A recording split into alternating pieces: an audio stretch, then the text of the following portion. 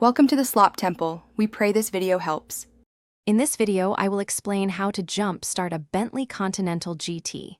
If your Bentley's battery is completely flat, you might find the trunk won't open. Don't worry, there's an emergency jump point located under the hood. This initial connection provides just enough power to activate the electrical system, allowing you to open the trunk and access the main batteries for a full jump start. To begin, open your Bentley's hood.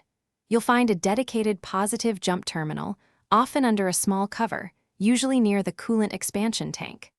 For some models, like the W12, you might need to carefully remove the right air intake box to access it.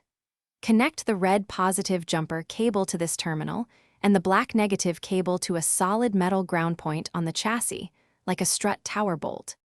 With the trunk now open, you'll see two batteries.